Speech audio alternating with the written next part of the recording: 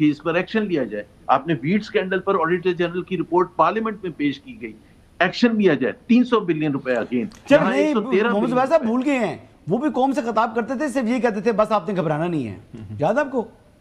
پھر لوگوں نے مذاق پر گانا بنا دیا تھا, وہ بھی یہ کہتے تھے کہ وہ بس آپ نے گھبرانا نہیں ہے. جیسے شہباز صاحب کو بتا رہے تھے نا, بڑا ان کا جو ہے وہ دکھی دل کے ساتھ انہوں نے بڑھایا, اس طرح خان صاحب بھی نا گلے پر جو نا چھری چلاتے تھے, کہتے بس آپ نے گھبرانا نہیں ہے. اچھا مجھے یہ بتائیے گا, یہ جو کل فیصلہ ہو گیا, ٹھیک ہے, اکراس میڈیا ہم دیکھ رہے ہیں, سوشل میڈیا ہو, مین اسٹریم میڈیا ہو, جتنے بھی تھوڑے بہت کامن سینس رکھتے ہیں, آپ جیسے ماشاء اللہ دانشور تو بہت زیادہ ڈیٹیل سے اس کے اوپر کمنٹری کر رہے ہیں نا, کچھ آپ کو سمجھ آ رہی ہے کہ یہ کرنا کیا چاہ رہے ہیں؟ حکومت ایک پولیٹیکل پارٹی ہے, پاکستان مسلم لیگ نون ایک نمائندہ حکومت کو نمائندگی کر رہی ہے, لوگوں کو کہہ رہے ہیں کہ ہم ووٹوں سے آئے ہوئے عوام کے نمائندے ہیں, ٹھیک ہے, تو وہ ان کو احساس نہیں ہے کہ یار دوبارہ عوام کو جانا ہے؟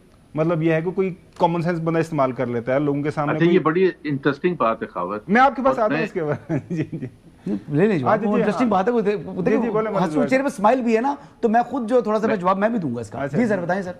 میں حسن ایوب کے لیے بھی خاص طور پہ میں جو کہتا ہوں نا کہ میں نے پارٹی جوائن کی تھی نواز شریف کی, چھوڑی ہے شہباز شریف کی. اب میں آپ کو بتاتا ہوں, یہ جو آپ نے کہا نا احساس, آپ کو حسن ایوب آپ کو سب سے زیادہ اچھی طرح یاد ہوگا کہ جون یا جولائی 2022 کی بات ہے, پی ڈی ایم کی حکومت آ چکی تھی اور پرائز بڑھانے کی بات ہو رہی تھی. وہاں کانفرنس کال پر میاں نواز شریف لندن میں موجود تھے اور اسحاق ڈار صاحب بھی موجود تھے. آپ کو یاد ہے مفتاح اسماعیل صاحب فائنانس منسٹر تھے کیا, اور نواز شریف نے ڈس ایگری کیا کہ نہیں میں ایگری کرتا. وہاں بحث ہوئی اور یہ مریم نواز نے بتایا تھا کہ وہ ناراض ہو کے اٹھ کے چلے گئے تھے کہ میں اس فیصلے کے حق میں نہیں ہوں.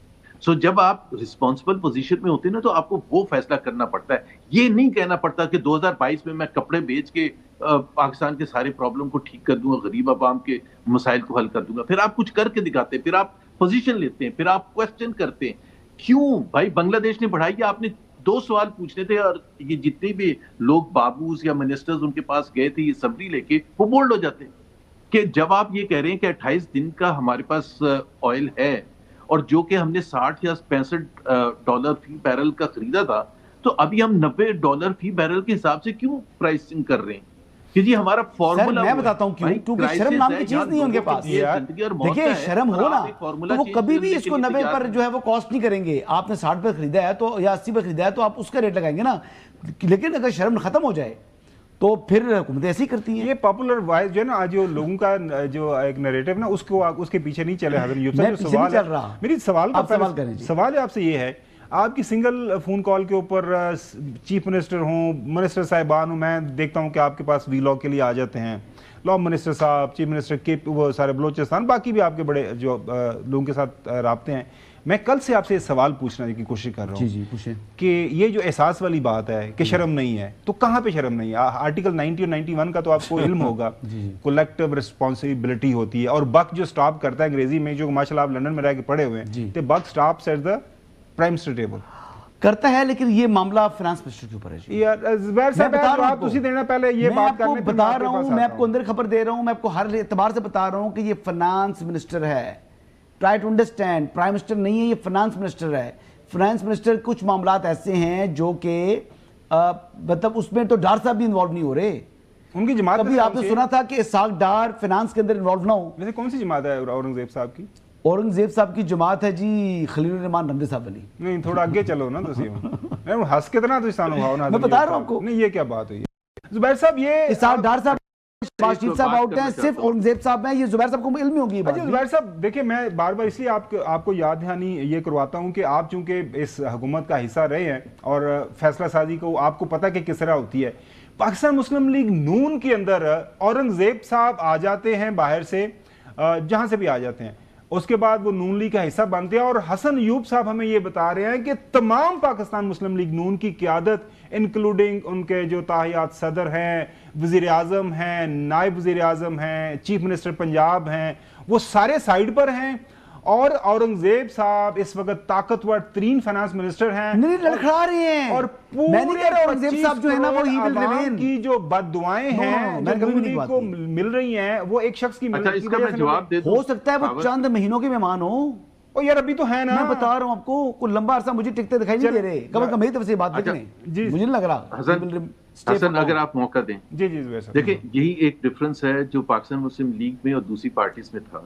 میرے نزدیک میں ڈیموکریسی اگر ہے تو اس میں سب سے زیادہ امپورٹنٹ پوزیشن جو ہوتی ہے وہ ہوتی ہے فائنینس منسٹر، بیکاز آپ کی جو فلاسفی آئیڈیالوجی پارٹی کی اور جو آپ کا مینیفیسٹو ہوتا ہے وہ پریپیئر کیا جاتا ہے اور وہ عوام کے پاس لے کے جاتے ہیں. اور اگر آپ حکومت میں آتے ہیں تو پھر اس پارٹی کا بندہ ہونا چاہیے جو فائنینس منسٹر تھا. کبھی بھی پی ایم ایل این نے باہر سے فائنینس منسٹر نہیں کیا تھا. دس از دا فرسٹ ٹائم. ہمیشہ آپ پیچھے اسحاق ڈار، آپ سرتاج عزیز، کسی کو بھی دیکھ لیں، ہمیشہ پارٹی کا بندہ ہوتا ہے اور وہ ہونا چاہیے. باقی پارٹیز کا یہی مسٹیک تھی، چاہے پیپلز پارٹی یا P M L N P T I کا اگر آپ لے لیں، سوائے 8 مہینے جو اسد عمر کے تھے باقی باہر سے لائے ہوئے تھے. ان کے پاس کوئی آئیڈیالوجی نہیں ہوتی، ان کی پارٹی آئیڈیالوجی نہیں. دوسری بات یہ ہے کہ اگر دیکھیں، یہ بہت امپورٹنٹ ہے کہ ہم نے پورے پاکستان کا خزانہ ان کو دیا ہوا ہے، ان کے اوپر چھوڑا ہوا ہے پاکستان کی معیشت کے فیصلے، ان کے اوپر پاکستان کے 25 کروڑ لوگوں کا انحصار ہے، خواہشات ہیں کہ جی وہ کیسے پورا کریں گے. اگر فائنینس منسٹر میں تھوڑا بہت 1% بھی حکومت کو شک ہے، پرائم منسٹر کو شک ہے کہ وہ ڈیلیوری میں اپنی وہ اس طرح سے نہیں وہ کر رہے، اور جو کہ صحیح ہے بالکل بات حسن ایوب کی، میرا خیال ہے کہ یہ پاکستان کے ساتھ ظلم ہوگا کہ ہی از allowed to continue. سر اسحاق ڈار صاحب سے پوچھ لیں، وہ پوری ان کی جو ہے نا وہ بتا دیں گے، ایکس رے کر کے بتا دیں گے کہ یہ جو فنانس منسٹر کہاں کھڑے ہیں. ڈار صاحب کو کیا فنانس کا پتہ نہیں ہے؟ ساری زندگی گزاری ہے انہوں نے فنانس منسٹر کے اندر. بھجن میں آپ کو بتا رہا ہوں، پارٹی کے اندر بات کیوں نہیں پرائم منسٹر ہیں. میں تو کہوں گا ذمہ داری پہ اسحاق ڈار پر بنتی ہے. گلا کس کے اسحاق ڈار سے نہیں، اسحاق ڈار پر بھی بنتی ہے. میں ان سے گلا کر رہا ہوں نا. دیکھیں پارٹی کے کرتا دھرتا ہیں آپ، ڈپٹی پرائم منسٹر ہیں، فنانس کو سمجھتے ہیں، سب سے بھاری ذمہ داری شہباز صاحب سے زیادہ ان پر بنتی ہے. تاحیات قائد سے ہے جو کہ رائمنڈ بیٹھے ہوئے ہیں، ان کا ایک جنبش قلم سے وہ اشارہ کر دیں گے تو سارے معاملہ سیدھے ہو جائیں گے. اب وہ چوئی صاحب سے پوچھیں، چوئی صاحب یہ جو ایک کالم چھپا ہے آپ کے، وہ سہیل بڑائی صاحب نے کہا کہ حکومت دی بیٹری ڈاؤن ہے، اس کے اوپر بھی بات کریں گے. لیکن یہ جو رمدے فیملی کا بار بار ذکر کر رہے ہیں نا محترم ناظرین، یہ ایک حکومتی بیٹری ڈاؤن ہے. یہ کالم ضرور غور سے دیکھ لیں. وہ کہہ رہے ہیں کہ حکومت گڈی دا انجن بھی ٹھیک ہے، طاقتور ٹھیک ہے، سارا کچھ ہے، طاقتور ہے، لیکن یہ ہے کہ بیٹری ہوتی ڈاؤن ہے. بیٹری کیوں ڈاؤن ہے حسن یہ جانیں گے ہم زبیر صاحب سے. ساتھ میں چودھری غلام حسین صاحب، آپ سے مجھے جاننا ہے یہ رمدے فیملی کا کیا یہ تعلق واسطہ ہے، کیونکہ آپ لاہور میں ہیں، یہ بار بار ان کا ذکر کر رہے ہیں. رمدے فیملی کے ساتھ کیا تعلق واسطہ ہے، پی ایم ایل این کے ساتھ ان کے کیا مراسم ہیں، پارٹی کے ساتھ کیا تعلق واسطہ ہے؟ کیونکہ یہ تھوڑا سا یہ جو ہے نا، یہ گتھی آپ نے سلجھانی چاہیے.